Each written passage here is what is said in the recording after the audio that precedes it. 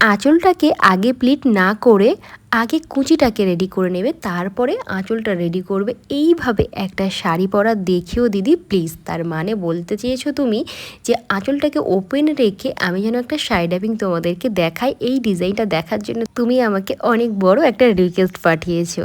তো তোমার জন্য এই ভিডিওটা রইল। চলো শেখা যাক একটা ওপেন পার্লু স্টাইলের শাড়ি ড্যাপিং, আর খুব সহজেই। প্রথমে শাড়িটাকে ওপেন করে নেবে, তারপরে যেহেতু শাড়ি একটু বড় সেক্ষেত্রে আমি এখানে ফোল্ড করে নিয়েছি। যারা টল আছো তাদের এই ভাঁজ করার প্রয়োজন পড়বে না।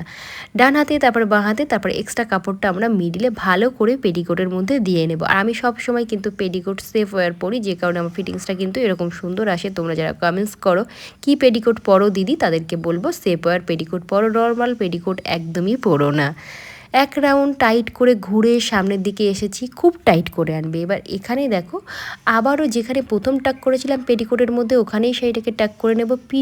পিছনের এক্সট্রা শাড়িগুলো কিন্তু পেটিকোটের মধ্যে ভালো করে দিয়ে নেবে, তাতে করে তোমাদের কোমরটা দেখতে ভালো লাগবে। আর এখন যেহেতু তুমি আমাকে বলেছিলে আগে কুচি করবে, কিন্তু আগে কুচি করতে গেলেও তোমাদেরকে মিডিলে এখানে কিন্তু আগে এইভাবে ভাঁজটাকে ধরে নিতে হবে। দেখো এইভাবে ভাঁজটা ধরে নেওয়ার মানে হচ্ছে শাড়ি যেন একদম পারফেক্ট থাকে, কোনো অবস্থাতে যেন না উল্টে যায়। অনেক সময় কিন্তু আঁচল যা ধরে রেডি করলে মিডিলে শাড়ি উল্টে থাকে, তাই যেভাবে আমি দেখাচ্ছি স্টেপ বাই স্টেপ ফলো করো। এবার আমরা আঁচলটাকে একসঙ্গে এক জায়গায় গ্যাদার করে নেব। নেওয়ার পরে পিছন দিক দিয়ে ঘুরিয়ে সামনের দিকে আনবো, এবং এখানে আমরা কি করব, আমাদের বাঁ হাতের কাঁধের উপর রাখছি। দেখো এখানে একটা মেজারমেন্ট তোমাদেরকে অবশ্যই করে নিতে হবে, এবং সঠিক মেজারমেন্ট করতে হবে। হাঁটু পর্যন্ত বা হাঁটু থেকে সামান্য একটু নিচে নামবে এতটা মেজারমেন্ট করে এখানে রেখে দিতে হবে। দেখতে পাচ্ছ কেন রেখে দিতে বলছি, এবার একবার দেখে নাও। দেখো প্রথমে যখন আমরা এখানে শাড়িটা রেখেছি অনেকেই বুঝতে পারি না কতটা রাখবো। এবার হাতের উপর দিয়ে দেখে নাও, হাতটাকে আমরা সবসময় এইভাবে উঁচু করে রাখি, যে কারণে আঁচলটা বেশি যদি বড় হয়ে যায় তাহলে কিন্তু মেঝেতে আমাদের ছুঁইতে থাকবে আর ভালো লাগবে না। তাই সঠিক মেজারমেন্ট এখানে কিন্তু অত্যন্ত প্রয়োজন। আঁচল আরও একবার বলে দিই, হাঁটু পর্যন্ত রাখার পর কিন্তু ওখানে ওটা রেখে দাও। আগে কিন্তু আমরা কুচি রেডি করব, পরে আঁচল, এটাই কিন্তু নিয়ম, কারণ এর বাইরে গেলে তোমরা বুঝতে পারবে না।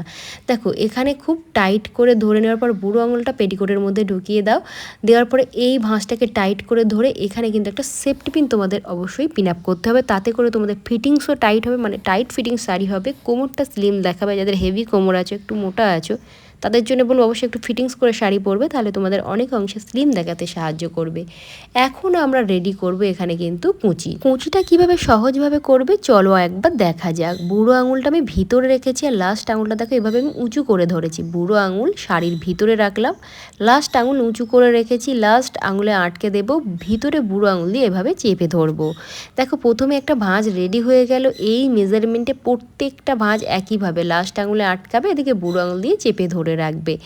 এভাবে করতে করতে দেখো তোমাদের প্রত্যেকটা ভাঁজ কিন্তু রেডি হয়ে যাবে। যারা কুচি করতে ভীষণভাবে ভয় পাও আর বলো যে দিদি কুচি করতে পারি না, কিভাবে করব, খুব সহজভাবে বলো, একবার ভিডিওটা দেখো, আশা করি শিখে যাবে।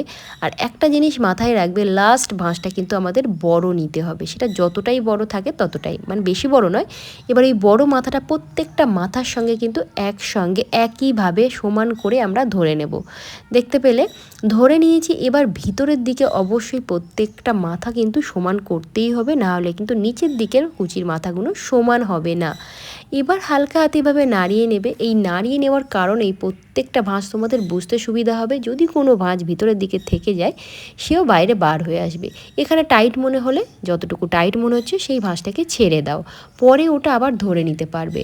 দেখো যারা ম্যানেজ করতে পারছো না কিভাবে ম্যানেজ করবে, এভাবে হালকা হাতে নাড়াতে থাকো, আর একটা একটা করে ভাঁজ এভাবে জাস্ট ওপর থেকে নিচ পর্যন্ত এরকম একটু হাত দিয়ে চেপে নিতে নিতে একটু ধরে নিও।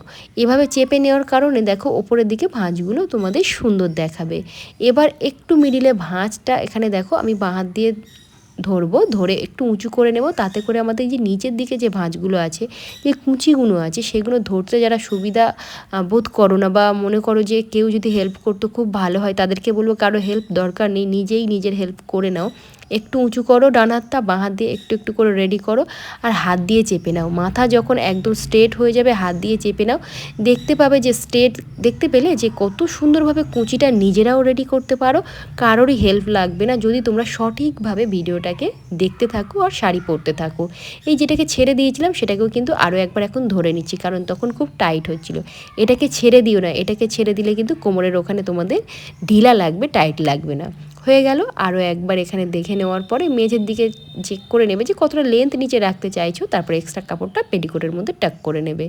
দেখতে পেলে একটু ডান সাইড চেপে টাক করবে, সাইডে এই যে এক্সট্রা কাপড় যেগুলো থাকে সেগুলোকেও কিন্তু পেটিকোটের মধ্যে ভালো করে দিয়ে নেবে, নাহলে কিন্তু কোমর তোমাদের ফোলা ফোলা লাগবে, হেভি লাগবে। আর এদিকেও কয়েকটা ভাঁজ দিয়ে নিতে পারো, কারণ এখানে পিন আপ করা ছিল, ভীষণ টাইট হয়ে আছে। আর যদি মনে করো এই যে এখন লুজ হচ্ছে, এটাকে কিন্তু যদি মনে করো লুজ হচ্ছে তাহলে এটাকে সোজা টেনে পিছন দিকে নাও, টেনে নাও, কারণ এদিকে কোমরে কিন্তু আমরা টাইট করে ফিটিং করে রেখেছিলাম। যত টাইটভাবে টেনে পিছন দিকে নিয়ে গিয়ে একটা সেফটি পিন দিয়ে এখানে তোমরা ব্লাউজের ভিতর থেকে পিন আপ করে নাও। আশা করি এতটুকু তো তোমরা বুঝতে পেরেছো এটা কি সুন্দরভাবে টাইট হয়ে গেছে।